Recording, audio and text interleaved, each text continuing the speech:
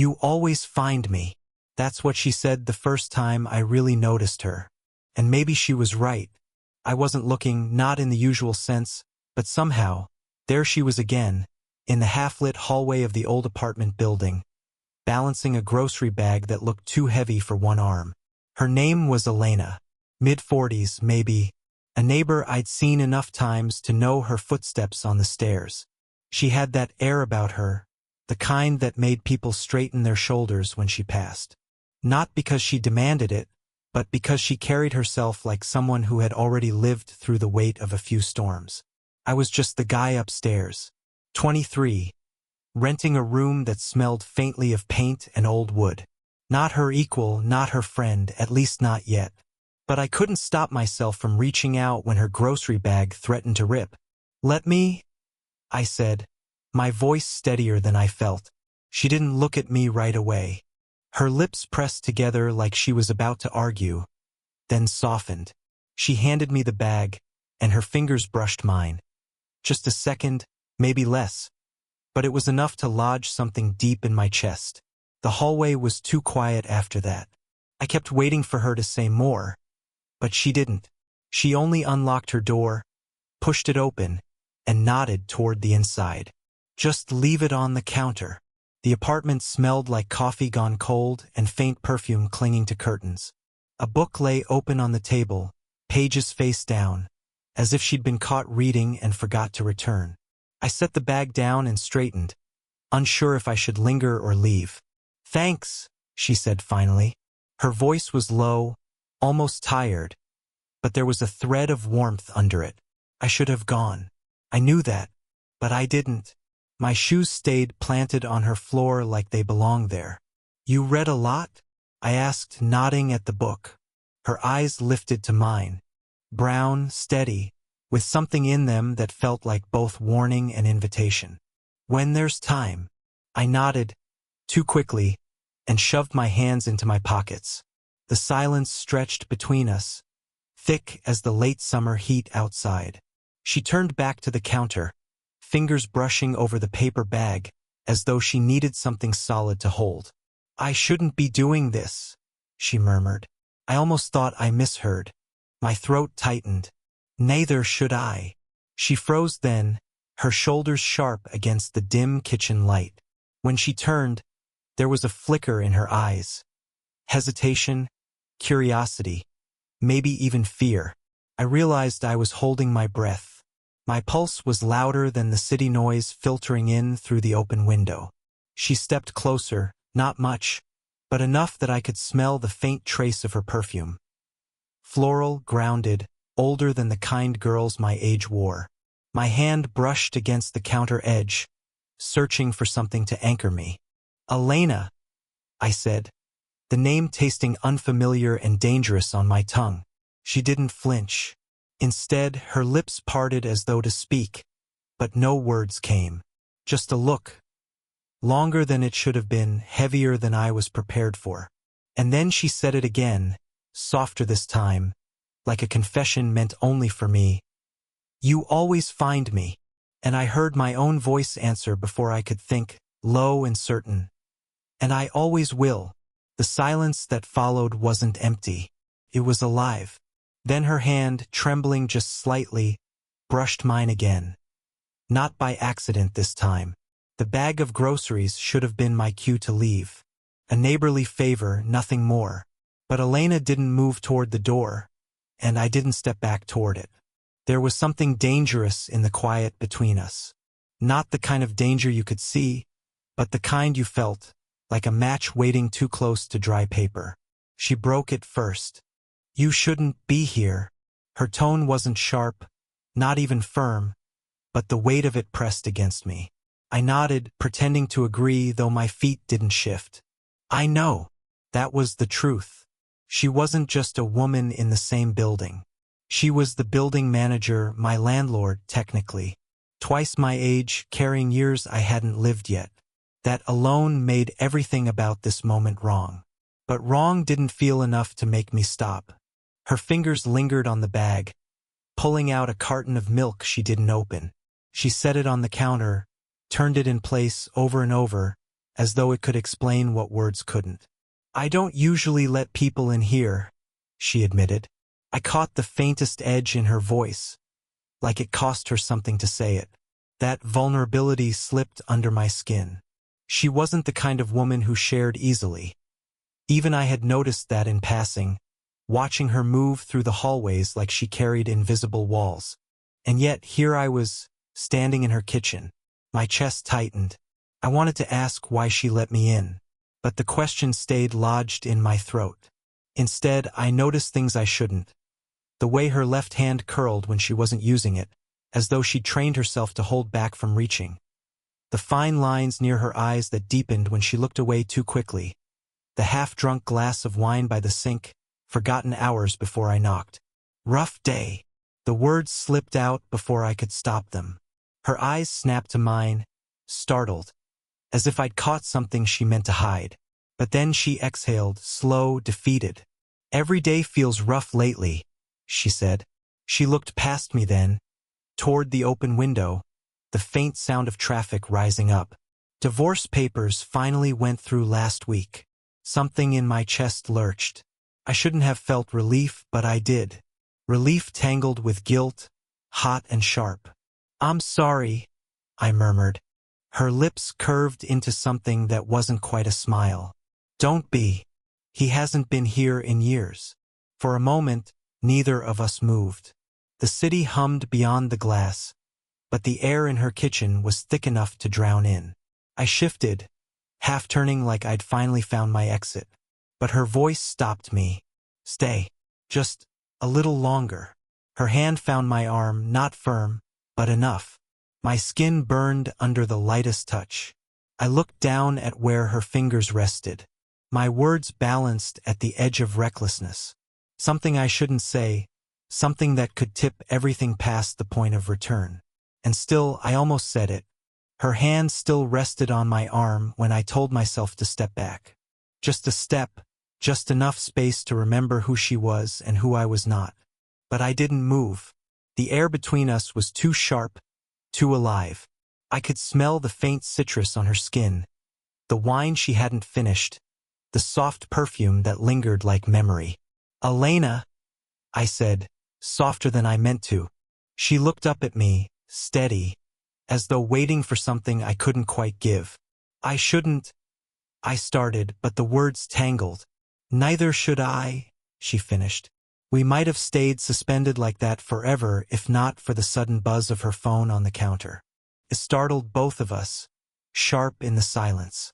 She reached for it quickly, but not before I caught the name flashing on the screen. "Daughter." Her breath hitched. She answered, voice steadying in an instant, almost professional. "Hey, sweetheart. Yes, I'm fine. No, don't worry. Just unpacking groceries." I watched her shift, her body tense, her free hand clutching the edge of the counter. She was good at sounding calm, but her knuckles were white. Couldn't look away. When the call ended, she placed the phone down gently, as if afraid to wake something fragile. For a long moment, she didn't meet my eyes. "She worries," Elena said finally. "Too much sometimes." I nodded, but my throat was tight. I wanted to ask about her daughter, about her life outside this apartment. I wanted to know everything. But I also knew the more I asked, the more I tied myself to something I wasn't supposed to touch. "I should go," I whispered, almost convincing myself, but she moved closer instead. "Why do you keep helping me?" Her eyes searched mine, as if the answer mattered more than it should. I swallowed hard. The truth hovered just behind my teeth, reckless and bare. "Because I can't stay away." Instead, I said nothing. Her fingers brushed against mine again. Accidental, but not entirely. My body betrayed me. I didn't pull back. The knock on her door came sharp and sudden. Both of us froze. "Elena!" A man's voice, muffled but familiar to her. She stiffened instantly, lips parting like she might curse under her breath. "Maintenance," she whispered quickly to me, her voice low, urgent. My heart hammered. If he came in, he'd see me here. See the grocery bags still half unpacked, the closeness we hadn't stepped away from. Her hand gripped mine then. Not soft this time, but desperate, commanding me to stay still, to stay silent. The knock came again, harder. "Elena?" the voice repeated. Her eyes locked on mine, dark with fear and something else I couldn't name. And in that silence, pressed too close, her hand wrapped tight in mine, I couldn't stop wondering, were we about to cross the line? The second knock faded down the hallway. Whoever it was must have given up, but the echo still throbbed in my chest. Elena hadn't let go of my hand yet. When she finally did, the absence felt heavier than her touch. She turned away, pressing both palms flat against the counter as though steadying herself. Her shoulders rose, then dropped slowly. "You shouldn't be here," she said again, but her voice cracked this time. I stepped forward anyway. "Then why did you ask me to stay?" She froze. The question lingered in the air like smoke. Her back stayed to me, but I could see the tremor in her arms, the way her grip tightened on the counter's edge. Finally, she whispered, "Because it's been a long time since anyone has."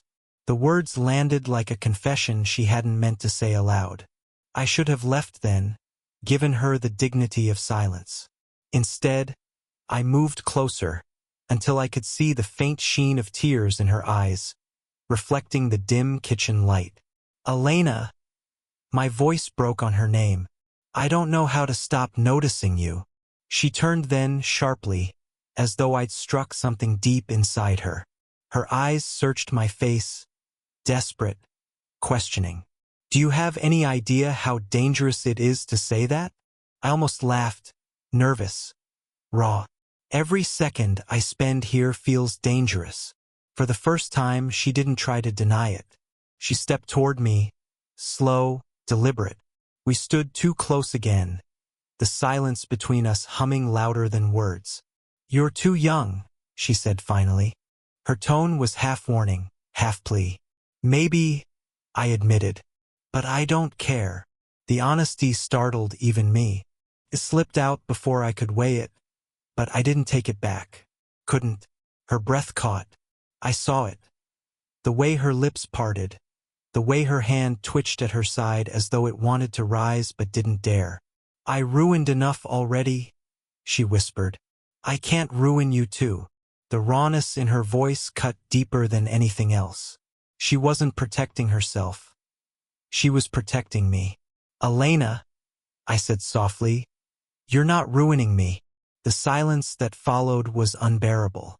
She stared at me, unblinking, her chest rising and falling too quickly.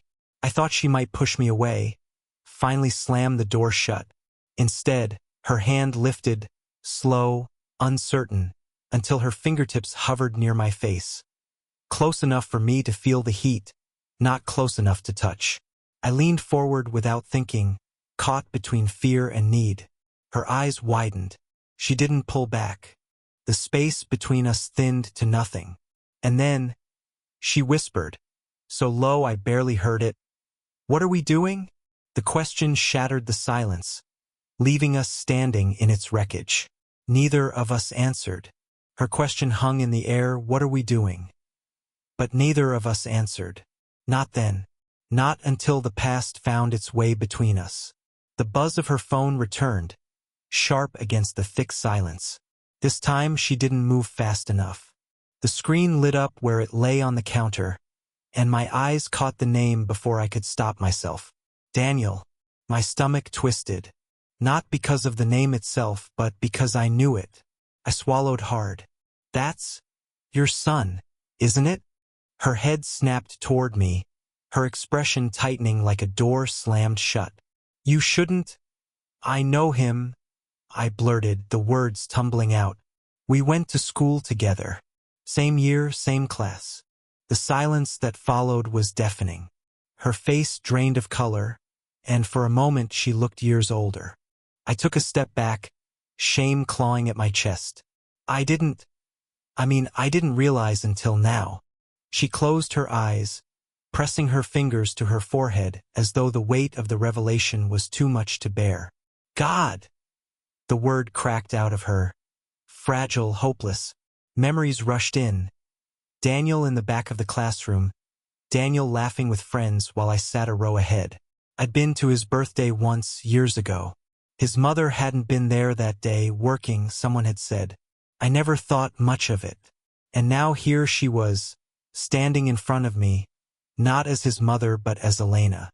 Elena, I whispered, but my voice felt small. Her eyes opened, glassy and sharp all at once. Do you see now? Do you see why this is wrong? I wanted to agree, to nod, to walk away, to erase the last few hours. But the truth pressed harder than shame. It doesn't change how I... Don't say it.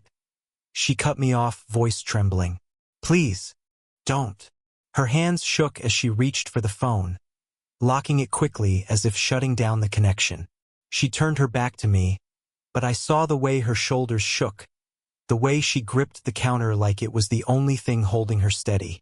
I should have left. That was the moment, the last chance to walk out before everything broke. But instead, my voice betrayed me again.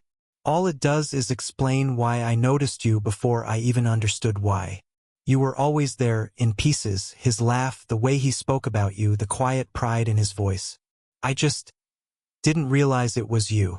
She turned then, eyes wide, tears threatening. My words had shaken something loose. Her lips parted, but what came out wasn't anger. It was softer, broken. You shouldn't have said that. We stood in the middle of her kitchen, the world tilted sideways. The twist had shifted everything. And still, in the thick silence that followed, I couldn't look away. The truth sat between us, sharp as glass.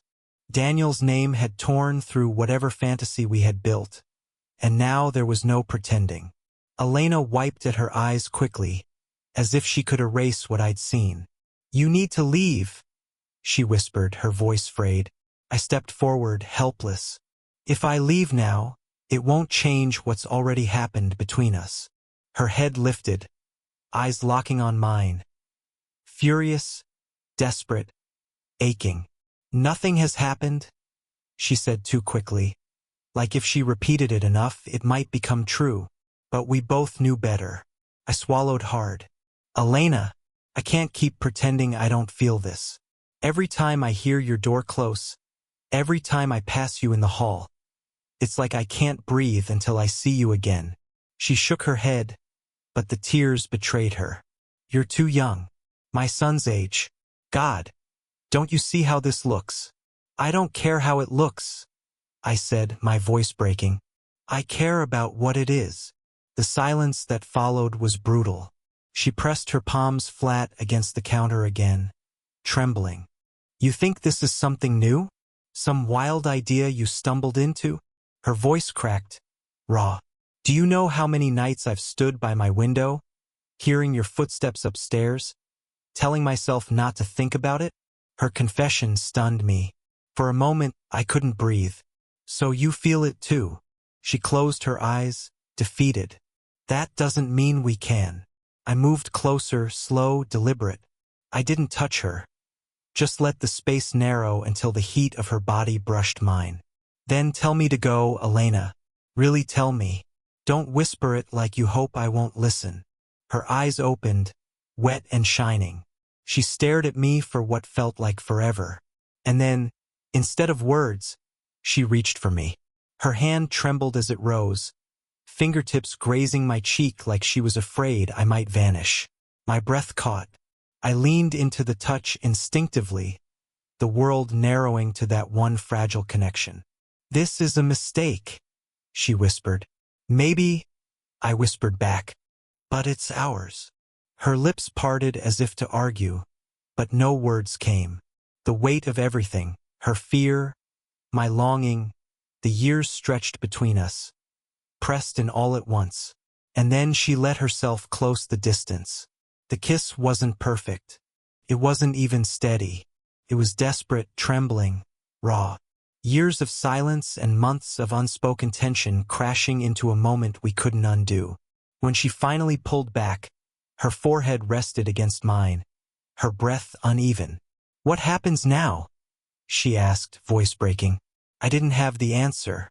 All I had was her, close enough to feel real. We figure it out, I said softly. And in that silence, for the first time, neither of us pulled away. The night didn't end the way I thought it would. No grand declarations, no promises carved in stone. Just two people who had finally stopped running from the truth. When I left her apartment, the hall felt different. Quieter, heavier. My steps echoed like they belonged to someone else.